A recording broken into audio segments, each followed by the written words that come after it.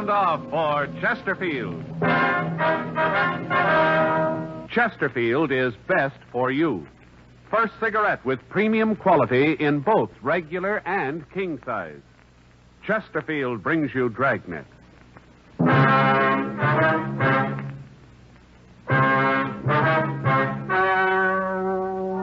Ladies and gentlemen, the story you're about to hear is true. The names have been changed to protect the innocent.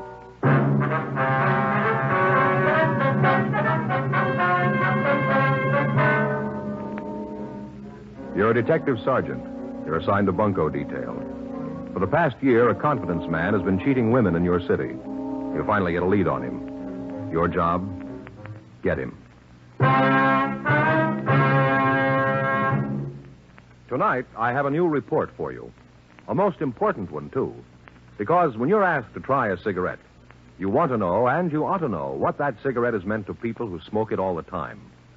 After a full year of observation, a medical specialist who has given a group of Chesterfield smokers thorough examinations every 2 months for the full year reports no adverse effects to their nose, throat, or sinuses from smoking Chesterfield. More and more men and women all over the country are finding out every day that Chesterfield is best for them. Enjoy your smoking. Try Chesterfield today. They're best for you. Much milder, with an extraordinarily good taste.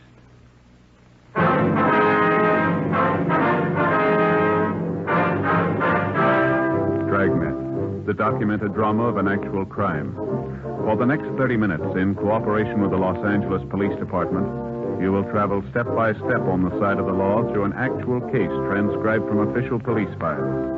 From beginning to end, from crime to punishment, Dragnet is the story of your police force in action.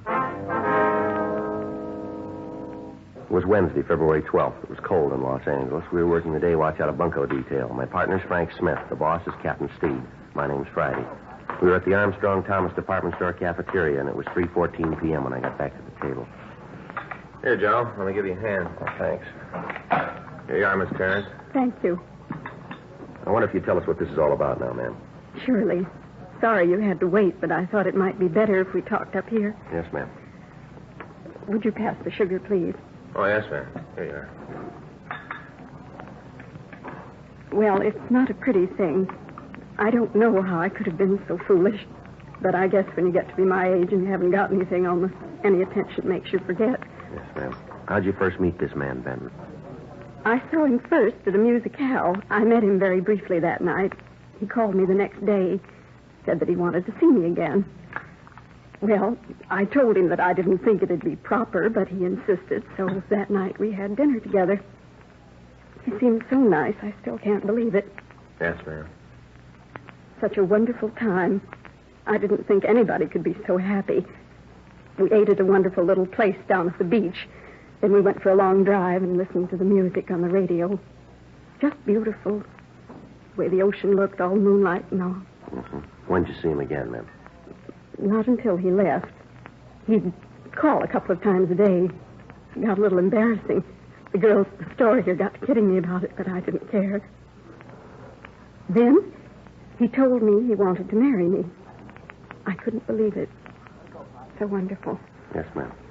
Then one day he told me that he was going to have to take a business trip up north. When was that? Do you remember, ma'am? I guess it was about 3 weeks ago, something like that. Mm-hmm. Go ahead, please. Well, he left. I went down to the station and saw him off. He kissed me and said that when he got back, we'd be married. We were going over to Las Vegas on our honeymoon. Wonderful plan. Wonderful. And then I heard from him, and he got to San Francisco. He called me from the hotel and said that he'd lost his wallet on the train. He told me he'd lost everything. All his money, identification, everything. Mm-hmm. That's when he asked me for the $100. I didn't think that anything was wrong, so I sent it to him. Where'd you send it, ma'am? To his hotel. Did you hear from him at all after that, ma'am? Not a word. At first, I thought that maybe he was just busy. I did think it was kind of funny that he wouldn't say something about getting the money I sent, but not a word. Then I got worried. Yes, ma'am, I can understand. Finally, I called the hotel, and they told me that he'd checked out. I figured that maybe he was back in town and wanted to surprise me. So I called his apartment. The landlady told me that he had left a couple of weeks before, that he didn't leave any forwarding address. Yes, ma'am. I didn't know what to think. I didn't want to believe that he'd just used me, but there didn't seem to be anything else to think. Yes, ma'am. Then, of course, it was only $100. Seems that if he'd wanted to rob me, he could have asked for more. I still don't believe it, even when I know it's true. Yes, ma'am. Now, I wonder if you could give us a description of the man. Yes, I can do that. Let's see. He was tall, About how tall, ma'am? over 6 feet, maybe 6 feet 2.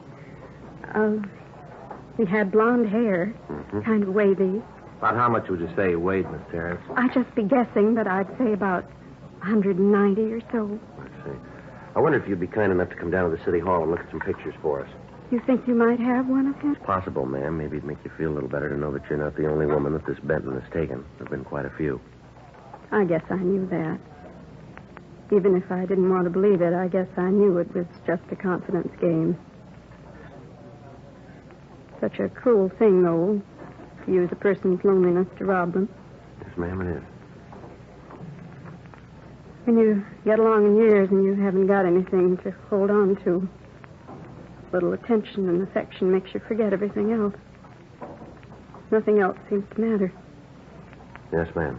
I guess that's the way they figure it.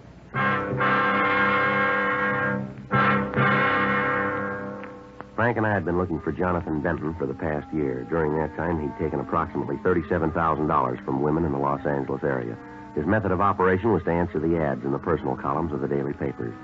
He'd give the woman a whirlwind courtship, then under the pretext of having to clean up some business before marriage, he'd leave town. He'd call the next day and give them the story about losing his wallet and identification. He'd ask them for $100. This in itself was to throw off the suspicions of the victim. In the event that they suspected that they were being taken in a racket, $100 was small enough so that their fear would answer about 20 to 30 of these ads at a time. And the request for money would hit all of the suspects at once. We'd had several complaints lately, and there was no way of knowing how many women were being taken and were too embarrassed to report it to the authorities. 4:30 p.m. We drove Miss Terrence back to the city hall and had her check the mug books.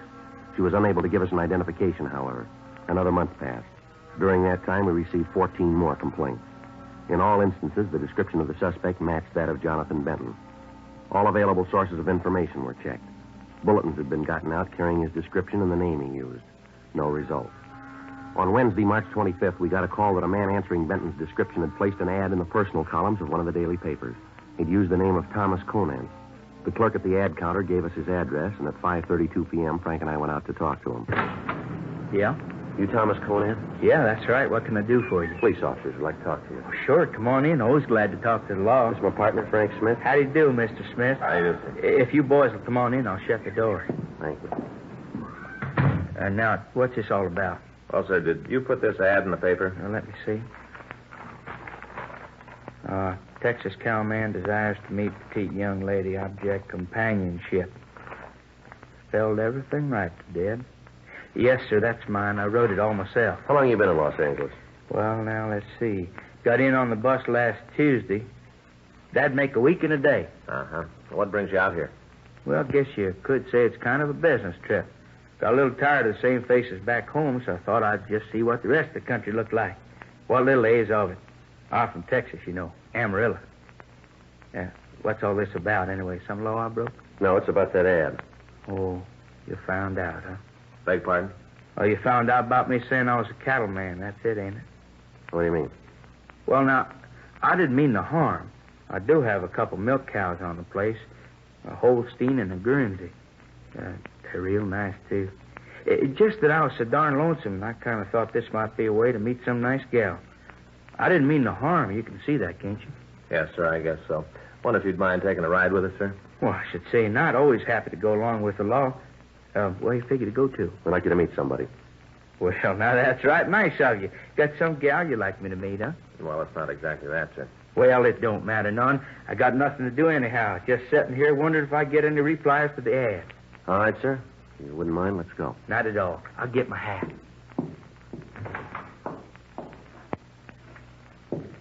Don't hardly feel conspicuous in this hat at all. Is that right? Yep. Kind of thought people might make something of it, but they hardly even notice it. Had two little kids come up today, ask for my autograph. Guess they figured I was a movie star. Made me feel real good, too. Then I wrote my name for them. They didn't know who I was. But that didn't make no mind to them. They just thanked me and went on about the business. Right nice little folks they was. Yeah. Well, let's go. Sure. Real nice people here in L.A. Real nice. Haven't met a bad one yet. Well, you haven't been here long. We got 'em. 5:40 p.m. We drove Thomas Conant downtown and had a car go out and pick up Miss Terrence. While we talked to Conant in the interrogation room, she walked by the open door and looked in at the suspect. She told us that he was not the man who'd victimized her. She was returned to her home, and after Conant had been checked through R&I, he was released. The next morning, Frank and I ran down a tip from an informant, but it led us nowhere. 10:18 a.m., we checked back into the office. You get the latest bulletin from San Francisco, Joe? Yeah, I looked it over this morning. We checked out the hotel Benton was staying at. He checked out of there. They haven't seen him since. Well, that means he's probably back here in town, huh? Well, if he is, we should start hearing about him again pretty soon. I'll get it. Bunko, Friday. Who? Oh, yes, ma'am. Yes, Miss Terrence, I remember. Yes, ma'am. Where was that?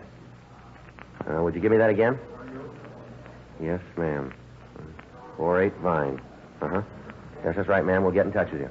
Right. Thank you very much. Bye. Grace Terrence? Yeah, she just saw Benton. Where? Went into an apartment out on Vine Street.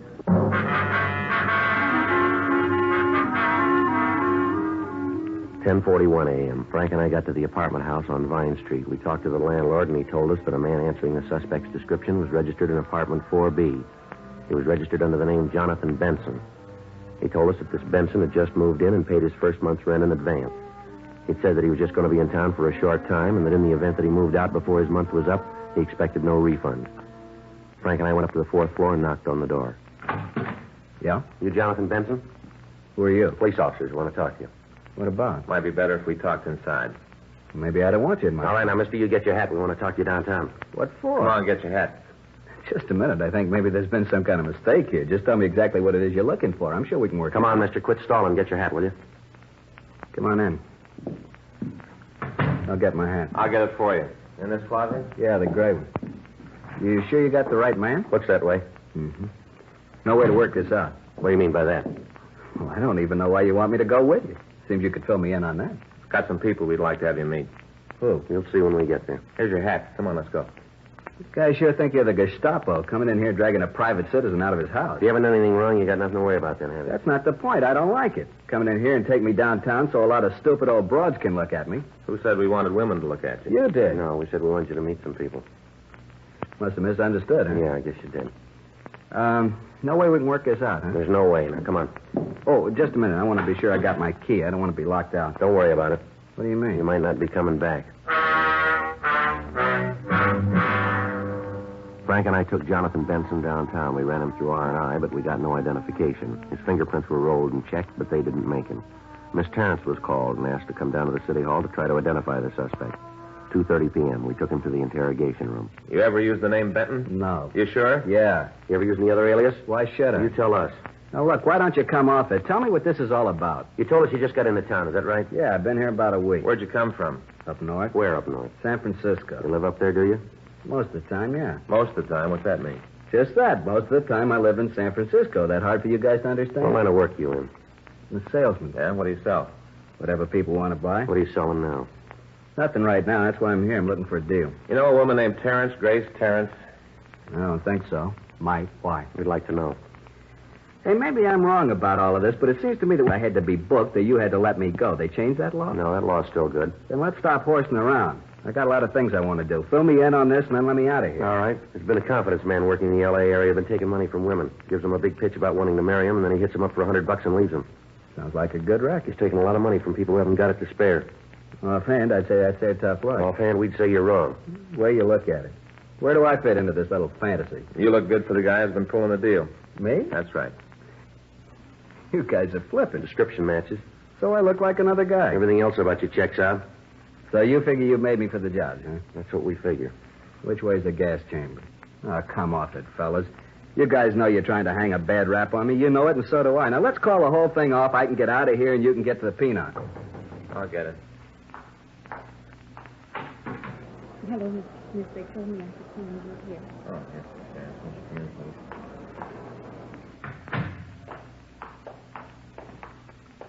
Hello, Jonathan. What? Why'd you do it, Jonathan? Why? You wanted the money. You could have asked for it. I'd have given it to you. You didn't have to lie about what you saw. Place is full of them loonies. Is this the man, Miss Terrence? Yes, Sergeant, that's him. All right, how about it, Benson? I don't know what she's talking about. What's this bit with that's him? Loonies jumping with All right, now, Benson, I've had enough of that. Now, come off it. You've just been identified. We got a lot more of them that we can have here. I think they'll identify you, too. Why, John? Why? Oh, get her out of here. One thing I can't stand is a woman bawling. Something comes along, they can't figure out right away they got to bawl. Anything comes along, they got to cry. I'm sick of it. All right, ma'am, maybe it'd be better if you waited in our office. Yes, Sergeant. Still don't know why he did it. Why he took this way to get the money. I took this way because it was the easy way. You broads are all alike, every last one of you. Let me get a few things straight first. You say I took $100 from you, is that right? Yes. All right.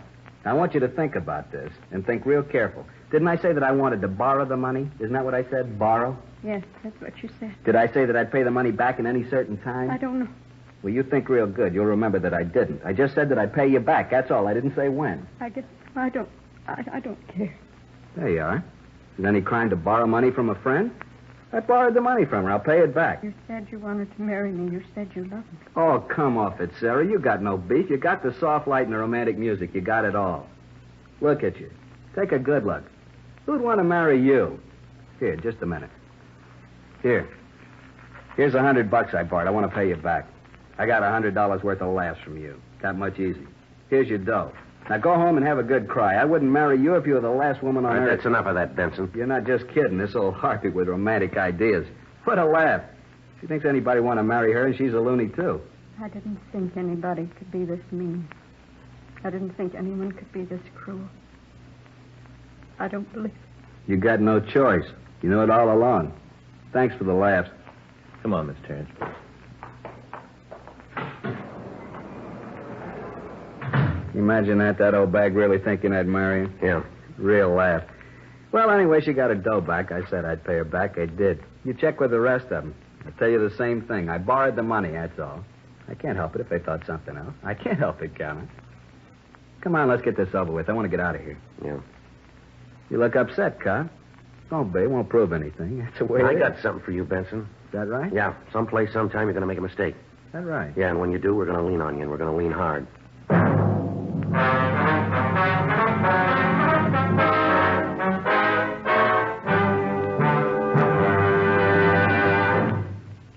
You are listening to Dragnet, the authentic story of your police force in action. Chesterfield regular, Chesterfield king size. The first cigarette to give you premium quality either way you like 'em. This means that king size Chesterfield contains tobaccos of better quality and higher price than any other king size cigarette. Chesterfield is first to name all its ingredients, ingredients that make the best possible smoke. And Chesterfield gives you this full year's scientific report. No adverse effects to the nose and throat of a group smoking only Chesterfield. So enjoy your smoking. Change to Chesterfield today. Much milder, with an extraordinarily good taste.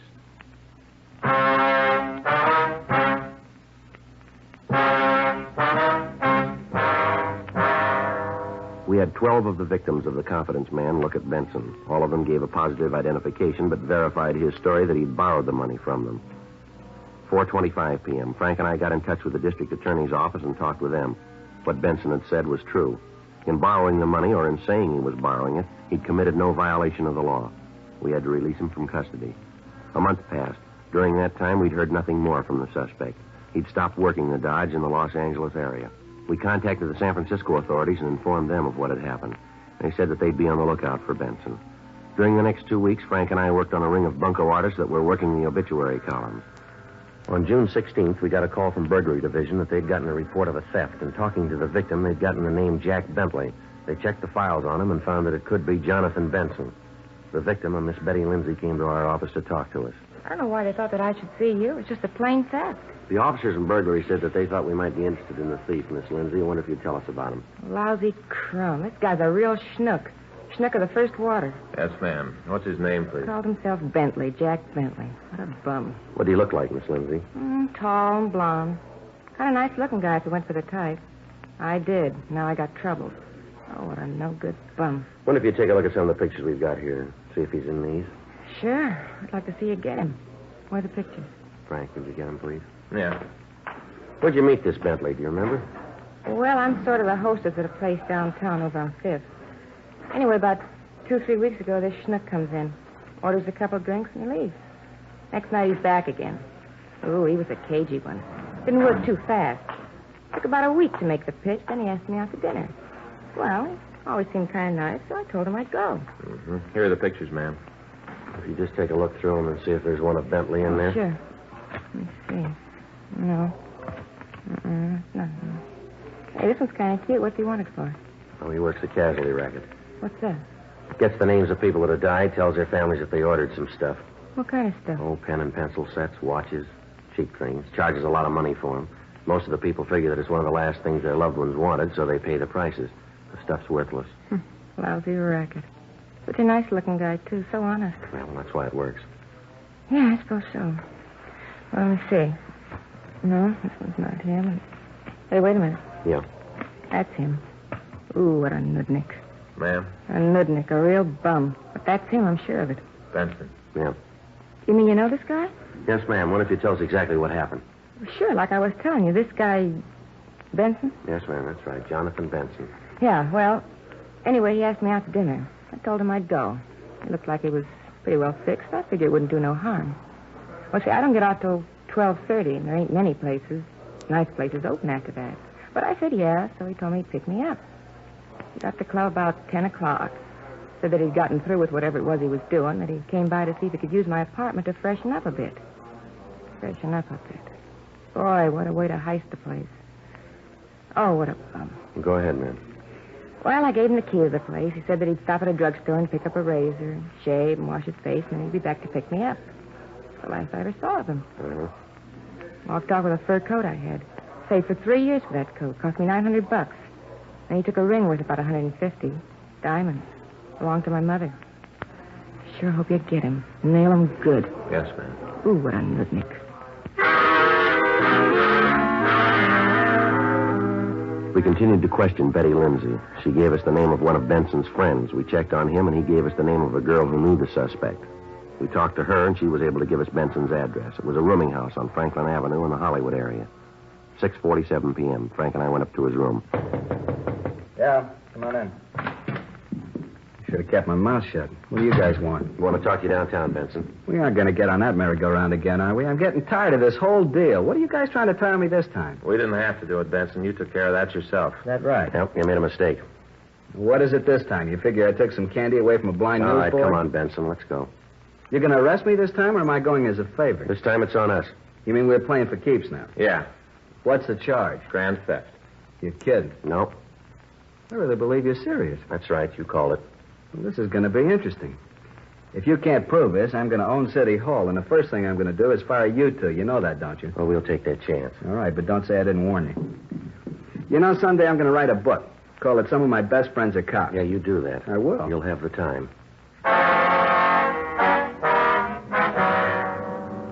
We took the suspect downtown. We talked to him for over an hour, but he'd admit nothing. Without being able to produce the stolen articles, the case would be difficult to prosecute. We had Benson take everything out of his pockets. Among his personal effects, we found a key to a locker in the subway terminal. 2 men from Bunko Division took the key and went down to the terminal. They recovered a locked suitcase and brought it back to the squad room where we were questioning Benson. How about it, Benson? This yours? Never saw it before in my life. It's locked. You got a key to this, Benson? I told you it wasn't mine. What more can I say? See those keys there, huh, Frank? Yeah. Here. All right. I don't know what this is all going to prove. I told you the suitcase isn't mine. Yeah, that figures. That's how come the keys fit, huh? Cheap suitcase. A lot of the keys double. Is that right? Sure, lots of times I lost a key for one suitcase, used the key from another one to open it. You ever find one of these in the case? I never saw that fur coat in my life. Haven't got the slightest idea how it got there. I want to talk to a lawyer. You're getting kind of jumpy, aren't you, Benson? Sure, I don't mind admitting it.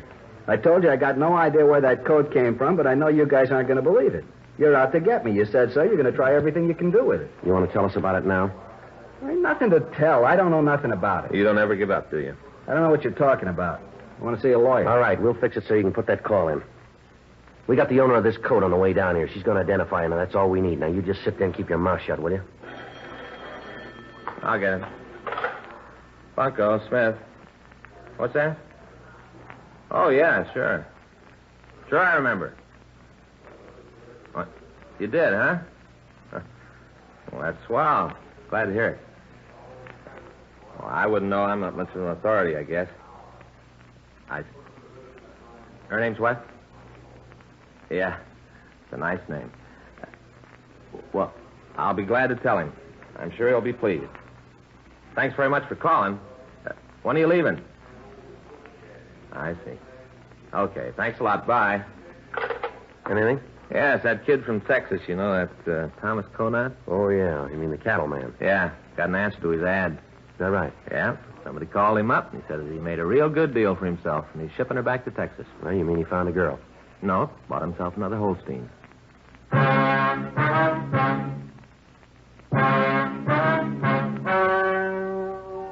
The story you've just heard was true. The names were changed to protect the innocent. On October 17th, trial was held in Department 87, Superior Court of the State of California, in and for the County of Los Angeles. In a moment, the results of that trial. Now, here is our star, Jack Webb. Thank you, George Fenneman. Quality throughout is what we try to put in every Dragnet show, and it's what Chesterfield gives you in every cigarette. It's the first premium quality cigarette in both regular and king size. And smoking 2 packs a day myself, I can tell you that they're milder with a real good taste. Chesterfield.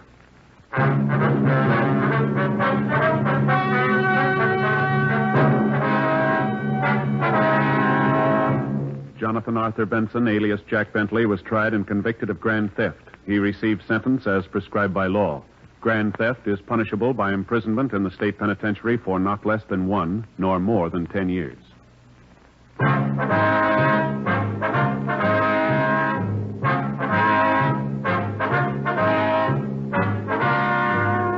You have just heard Dragnet, a series of authentic cases from official files.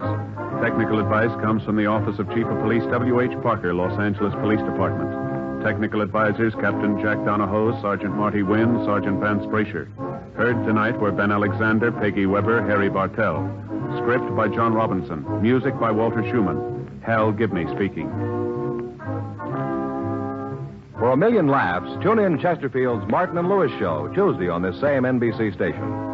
And sound off for Chesterfield. Either regular or king size, you'll find premium quality Chesterfield much milder. Chesterfield is best for you.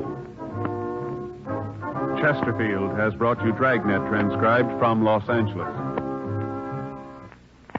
Ladies and gentlemen, make tomorrow your D-Day. Get an extra bond for defense. Step into any bank or post office and buy yourself a profitable share in America's future. As an investment, bonds are better than ever. They can help you save safely, conveniently, and profitably.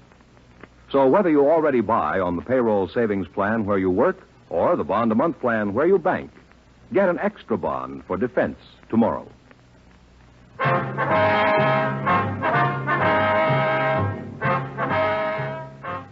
Tonight, it's Adventure with Barry Craig on NBC.